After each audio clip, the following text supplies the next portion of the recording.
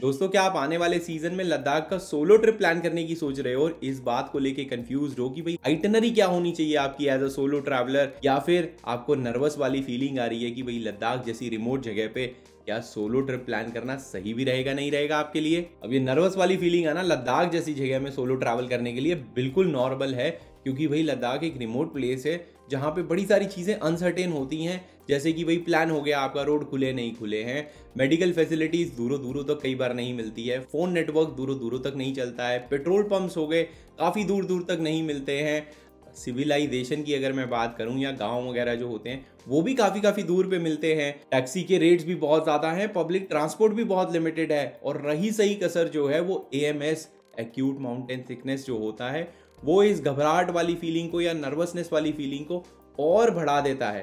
पर वो कहते हैं ना, डर के आगे ही तो जीत है मेरे दोस्त। तो आज इस लद्दाख ट्रैवल गाइड सीरीज के इस एपिसोड के अंदर मैं आपको 10 ऐसी टिप्स बताऊंगा और एक कंप्लीट आइटनरी बताऊंगा जो आप as a solo traveller Ladakh के लिए फॉलो कर सकते हो। तो चलो फिर शुरू करते हैं।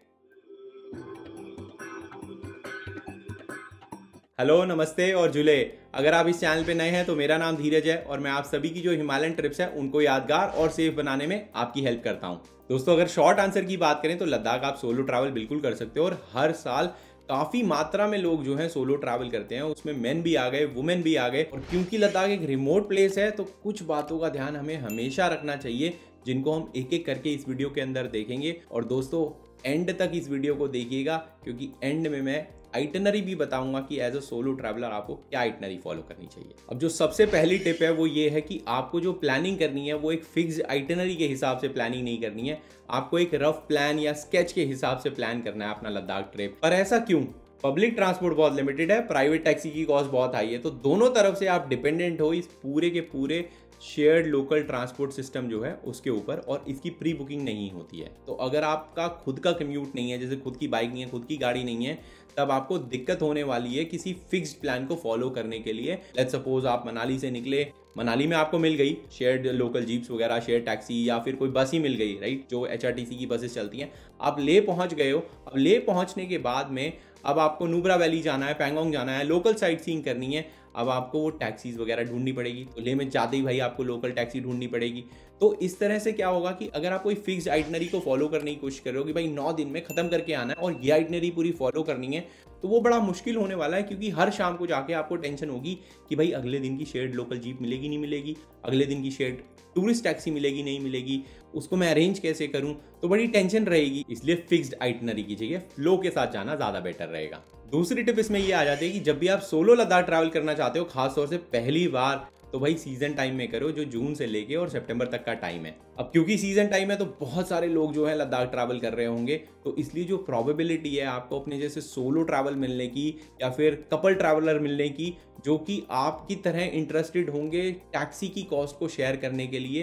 प्राइवेट टैक्सी की कॉस्ट तो बहुत हाई है, तो भाई आपको लोग चाहिए टैक्सी की कॉस्ट शेयर करने के लिए एज अ टूरिस्ट, तो वो आपको सीजन टाइम में ज़्यादा मिलेंगे। ऑफ सीजन में बहुत कम मात्रा में लोग मिलते हैं। ऑफ सीजन में आपको जो लोकल शेयर जीप्स हैं वो उन्हीं पे रिलाई करना पड़ेगा, और वो साइट सीइंग के लिए नहीं रुकती हैं।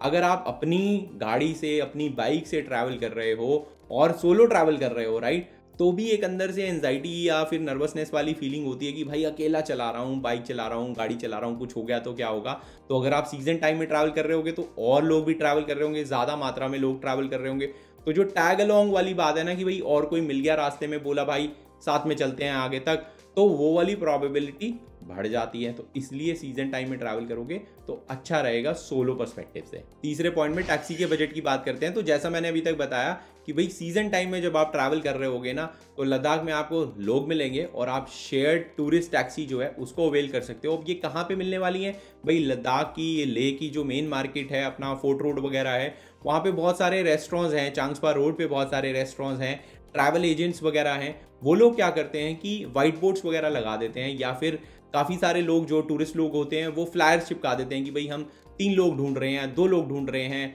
कल सुबह नुब्रा निकलेंगे, पैंगोंग जाएंगे, वापस ले आएंगे। इस तरह के काफ़ी सारे आपको पोस्टर्स या फ्लायर्स टाइप के मिल जाएंगे, या वाइट बोर्ड लगे हुए होंगे जहाँ पे लोगों ने लिखा होगा अपने नाम वगैरह, फ़ोन नंबर वगैरह, जो कि मतलब एक तरह से तरीका है और लोगों को ढूंढने का ताकि टैक्सी की कॉस्ट जो है वो शेयर हो पाए। अब क्योंकि ये सब टूरिस्ट मिलके कर रहे हैं तो भाई टैक्सी यूनियन की जो टोटल कॉस्ट आती है टैक्सी की, आप बस उसको इक्वल नंबर में डिवाइड कर दोगे जितने भी लोग आप इकट्ठे कर पाओगे अपने साथ में। दूसरा ऑप्शन ये है कि जो लोकल लेके ट्रैवल एजेंट्स वगैरह होते हैं वो भी इस तरह के जो शेयर्ड टूरिस्ट टैक्सी वाले टूर्स होते हैं उनको ऑर्गेनाइज करते हैं। फर्क सिर्फ इतना आ जाता है कि जब ट्रैवल एजेंट ऑर्गेनाइज कर रहा होता है वो 200 300 400 रुपये पर सीट फालतू चार्ज करेगा आपसे टूर की, डिपेंडिंग अपॉन कितना बड़ा टूर है। और अगर आप खुद से कर रहे होगे तो वो आप 300-400 रुपये पर टूर बेसिस पे बचा सकते हो। चौथा पॉइंट अक्सर ये आ जाता है कि भाई ऑनलाइन ट्रैवल पार्टनर्स ढूंढे जा सकते हैं क्या? काफ़ी लोग अक्सर ये पूछते हैं। तो देखो इसमें मैं यही बताता हूँ सबको कि ऑनलाइन कुछ फोरम्स हैं जैसे इंडिया माइक हो गया, लोनली प्लैनेट हो गया, इस तरह के फोरम्स पे ट्रैवल पार्टनर वाले सेक्शंस होते हैं। वहाँ पे जाके आप कुछ लोगों को ढूंढ सकते हो। फेसबुक के ग्रुप्स वगैरह हैं, आप उनमें जाके देख सकते हो। इस चैनल के ऊपर काफ़ी लोग कमेंट करते हैं और लोगों को ढूंढने की कोशिश करते हैं। मैं कोशिश करता हूँ कि जितना भी मैं डेट्स को याद रख पा रहा हूँ ऐसे लोगों की, उनके साथ आपस में कनेक्शन करा दूँ। मैं बोलूँगा बहुत ज़्यादा आप रिलाई नहीं कर सकते हो इस तरह के फोरम्स पे, पर अगर आप कोशिश करोगे, पहले से प्लान कर रहे हो, तो हो सकता है आपको अपनी डेट्स के मैचिंग लोग जो है मिल जाएं। जब भी आप हिमालयाज में ट्रैवल करते हो तो पूरी रिस्पॉन्सिबिलिटी के साथ ट्रैवल करो और वहां पे कूड़ा कचरा जो है वो मत फैलाओ। पांचवी टिप जो है ये बहुत इंपॉर्टेंट है कि भाई जो आप अपनी लोकेशन है या आपका प्लान है वो अपने फैमिली मेम्बर्स के साथ में, रिलेटिव्स के साथ में, फ्रेंड्स के साथ में शेयर करते रहें कि आपके वेयर अबाउट्स वगैरह कहाँ पे हैं, आज कहाँ जा रहे हो, कल कहाँ जाओगे, कहाँ पहुँच गए हो। कॉन्स्टेंट टच में रहना बहुत ज़रूरी है। हिमालयाज के अंदर भाई कुछ भी हो सकता है, कभी भी कोई रोड बंद हो सकता है। खास तौर से ट्रांस हिमालयस की अगर मैं बात करूं तो कभी भी लैंडस्लाइड हो जाता है, स्नो स्लाइड हो जाता है, रोड बंद हो जाते हैं, 2-3 दिन के लिए रोड बंद हो जाते हैं। ऐसे में अगर आपके घर वालों को, मित्रगणों को पता नहीं होगा कि भाई आप कहाँ पे हो तो काफ़ी प्रॉब्लम आ जाती है। अक्सर मैंने देखा है कि काफ़ी लोग मुझे भी रीच आउट करते हैं। बहुत सारे फोरम्स में मैंने देखा है पोस्ट हो रहे होते हैं कि भाई मेरा बच्चा नहीं मिल रहा है, मेरा फ्रेंड नहीं मिल पा रहा है, मैं उससे संपर्क नहीं कर पा रहा हूँ। तो मैं ये कहूँगा कि भाई आप अपना प्लान जो है वो प्लीज़ अपने घर वालों के साथ, किसी ना किसी ऐसे के साथ में जिसको आप ट्रस्ट करते हो उनके साथ में शेयर करके आएँ। फ़ोन कनेक्टिविटी की भी किल्लत है भाई, लद्दाख के अंदर काफ़ी सारे रोड्स ऐसे होंगे जहाँ पे फ़ोन नेटवर्क नहीं चल रहा होगा। तो ऐसा नहीं है कि कभी भी आपने फ़ोन घुमाया, आपने घर वालों को बता दिया या मित्रगणों को बता दिया। तो इसलिए बहुत इंपॉर्टेंट है जहाँ पे भी फ़ोन आए तो एक मैसेज छोड़ दें। कॉल नहीं कर सकते हैं तो मैसेज ज़रूर छोड़ दें। प्लीज़ इस बात का ज़रूर ध्यान रखें, खास तौर से अगर आप सोलो ट्रैवल कर रहे हो तो। अब इसमें छठी टिप ये आ जाती है कि जो अपना ट्रैवल बैग है या रक्सैक है, जिसे भी आप पैक करके लेके जा रहे हो, उसे जितना लाइट रखोगे उतना अच्छा रहेगा। एज अ सोलो ट्रैवलर आप ही उठा रहे होगे अपना सामान, और ख़ास तौर से अगर आप पब्लिक ट्रांसपोर्ट पे रिलाई कर रहे हो तो भाई उस सामान को उठा के हो सकता है कई बार गोदी में भी रखना पड़े। अगर कैरियर पूरा भरा हुआ है, बस में जगह नहीं है या गाड़ी में जगह नहीं है जिसमें भी आप शेयर्ड लोकल जीप में अगर ट्रैवल कर रहे हो, तो भाई डिस्कम्फर्ट होगा। पहले ही लॉन्ग डिस्टेंस ट्रैवल होते हैं लद्दाख के अंदर, हर प्लेस जो है काफ़ी दूर है। तो जब आप कम्यूट कर रहे होगे तो आपको लाइटली कम्यूट करना चाहिए। और अगर आपका बैकपैक या रक्सैक भारी नहीं होगा तो बसेस बदलने में, शेयर टैक्सीज बदलने में भी आपको कम दिक्कत आने वाली है। अब सातवीं टिप की बात करें तो 3 इंपॉर्टेंट डॉक्यूमेंट्स जो हैं जो आपको हमेशा कैरी करने चाहिए अपने साथ में, वो हैं पहला नेशनल आईडी कार्ड या फोटो आईडी कार्ड जो आपका पहचान पत्र हो गया, पासपोर्ट हो गया, डीएल हो गया, आधार कार्ड हो गया। दूसरी चीज़ हो गई फिर मेडिकल इंश्योरेंस आईडी जो है वो अपने साथ में कैरी करें। और तीसरी चीज़ हो गई इमरजेंसी कॉन्टैक्ट इन्फॉर्मेशन जो है कुछ लोगों की जिन पे आप ट्रस्ट करते हो वो आपके साथ में होनी चाहिए। खुदा ना खास्ता कोई मेडिकल इमरजेंसी आई है और आप होश में ही नहीं हो तो फिर आप ये इन्फॉर्मेशन कैसे दोगे, लोग कैसे जानेंगे। इसलिए इन सभी दस्तावेज़ों का, डॉक्यूमेंट का ऐसी जगह पे होना ज़रूरी है जहाँ पे लोग इन्हें एक्सेस कर पाएं इस तरह की जो सिचुएशंस है उसके अंदर। और लद्दाख ट्रैवल में दूसरी बात ये भी आ जाती है कि भाई आप बॉर्डर, जो इंटरनेशनल बॉर्डर है अपना इंडिया तिब्बत चाइना वाला, उसके बहुत क्लोज ट्रैवल कर रहे होते हो।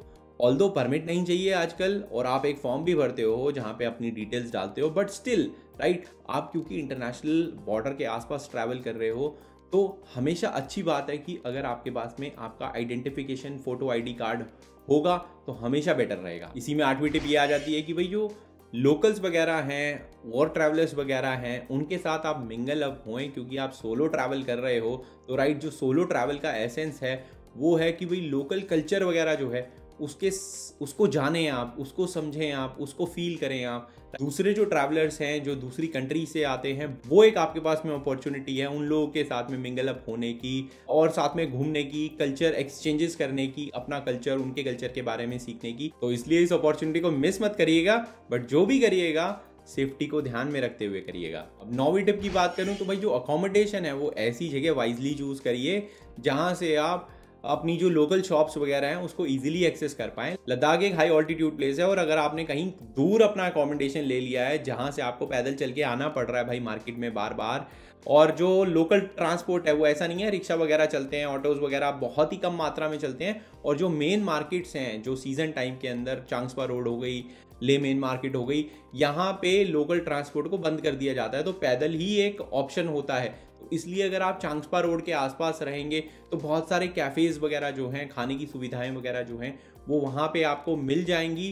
तो आपका जो फटीग लेवल है वो भी लिमिट में रहेगा, और जो एक्सेसिबिलिटी है खाने की, पीने की या कैफ़ेज़ में एंजॉय करने की, वो भी आपके पास में रहेगी। आपको किसी ट्रांसपोर्ट पे रिलाई करने की ज़रूरत नहीं पड़ेगी, या फिर आपको दूर पैदल चल के नहीं जाना पड़ेगा, जिसकी वजह से आपको AMS हो सकता है अगर आप एक्लेमेटाइज नहीं हो। और अगर AMS हो गया, आप सोलो ट्रैवलर हो, तो थोड़ी दिक्कत और बढ़ सकती है उस सोलो ट्रैवल ट्रिप के ऊपर। 10वीं और आखिरी टिप इसमें ये आ जाती है कि जब भी आप सोलो ट्रैवल कर रहे हो ना, तो भाई कॉन्फिडेंस लाना, कॉन्फिडेंस दिखाना, दोनों ही बहुत इंपॉर्टेंट है। सबको ये लगना चाहिए भाई बड़ी कॉन्फिडेंटली आप सोलो ट्रैवल कर रहे हो या ट्रैवल कर रहे हो, और आपकी बॉडी लैंग्वेज से कॉन्फिडेंस निकल रहा है, आप डरे हुए फील नहीं कर रहे हो। ये स्टॉकर्स वगैरह जो होते हैं या बैड एलिमेंट्स वगैरह जो होते हैं, ऐसे ही लोगों को टारगेट करते हैं।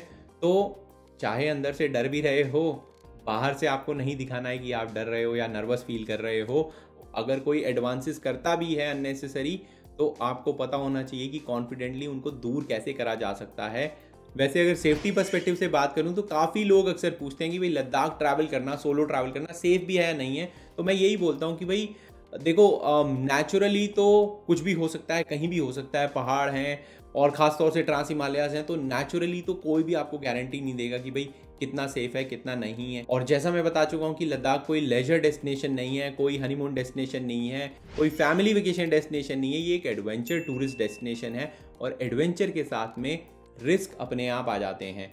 तो उस पर्सपेक्टिव को छोड़ दें, और अगर आप क्राइम पर्सपेक्टिव से सोच रहे हो कि भाई लद्दाख जाना सेफ है या नहीं है, तो मेरे अपने 13-14 साल के ये लद्दाख ट्रैवल एक्सपीरियंस से जितना मैं जुड़ा हुआ हूँ लद्दाख ट्रैवल, लद्दाख टूरिज्म से, मैंने अभी तक इक्का दुक्का कोई इंसिडेंट्स अगर सुने होंगे तो सुने होंगे कभी, बट अदरवाइज टूरिस्ट के साथ में लद्दाख के अंदर कुछ क्राइम व्राइम का बहुत कभी सुनने में नहीं आया है।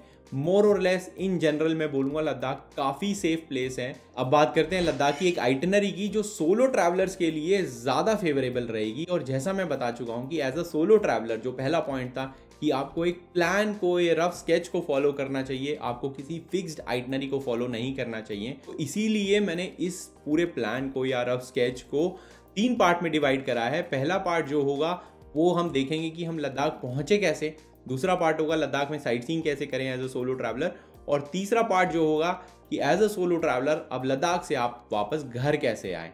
अब इसमें पहले दिन की बात करें तो या तो आप जम्मू पहुंचोगे या आप श्रीनगर पहुंचोगे।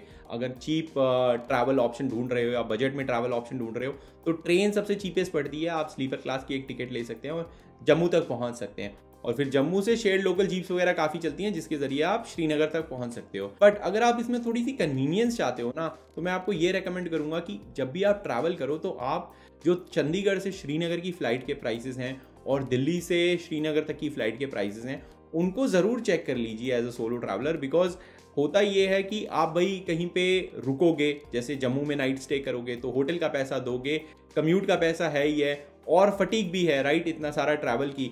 तो अगर उसको आप कंपेयर करोगे जो फ्लाइट के प्राइसेस होंगे, अगर वो बहुत ज़्यादा डिफरेंस नहीं है तो बेटर है कि आप श्रीनगर फ्लाई करके पहुंच जाएं। अब श्रीनगर से हम आगे बढ़ेंगे कारगिल की तरफ। तो आपको ये ध्यान में रखना है कि आपको श्रीनगर से कोई भी ऐसी शेयर्ड लोकल जीप नहीं लेनी है जो श्रीनगर से सीधा आपको लेह ले जाएगी राइट। आप एक दिन में श्रीनगर से अगर लेह पहुंचोगे, एक तो जर्नी बहुत बड़ी होगी, 14-15 घंटे की जर्नी होगी, और AMS जो है एक्यूट माउंटेन सिकनेस, वो होने के चांसेस बढ़ जाएंगे ऐसे ट्रिप के लिए। तो इसलिए आपको ये ध्यान में रखना है कि आप श्रीनगर से कारगिल तक की जो शेयर्ड लोकल जीप्स हैं उनको लो, या फिर जो JKSRTC की बसेस वगैरह हैं आप उनको अवेल करो, ताकि आप कारगिल जो है अगले दिन पहुंच पाओ।